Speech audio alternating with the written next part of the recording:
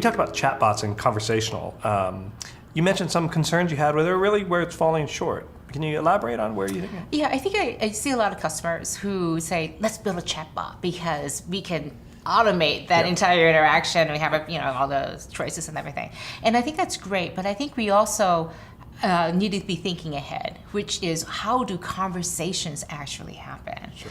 And that is really difficult. All the machine learning, Sure. it's so difficult because customers actually expect perfection Sure. in their interactions. Sure. So how do you actually move from just having chatbots to having conversations with people through some sort of machine intelligence? Yeah.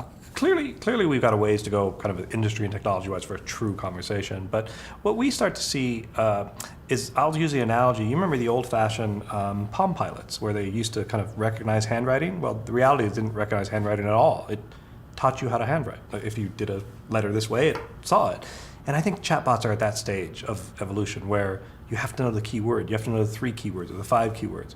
And if you do, it could be really, really effective. But hopefully, as we learn from that, get into more conversation, at least in the business context around them, I'm pretty optimistic that we can at least get the parts of conversation to be really useful. I mean, how many times have we sat there and yelled at Alexa for not understanding us, right? Or a car or Siri and everything. It goes on and on. Yeah. I think we're in this really kind of funky space right now where we know we want something and we can't get it. Yeah. So hurry up, technology companies. Come on, just build it for us, won't you, Oracle?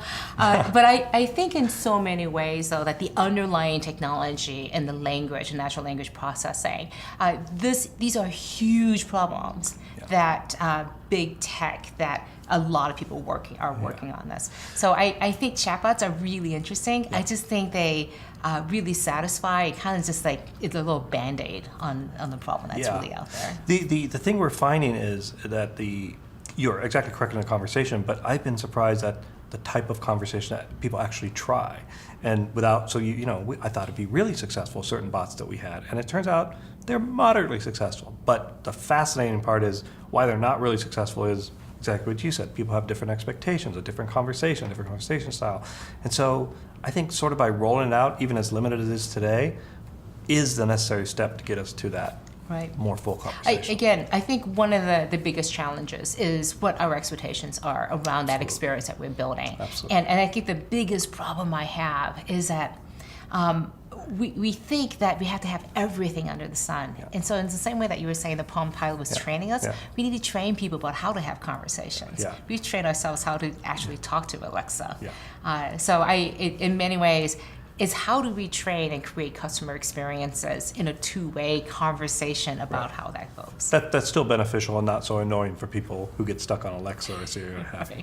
Great. Thank you very much. Thank you.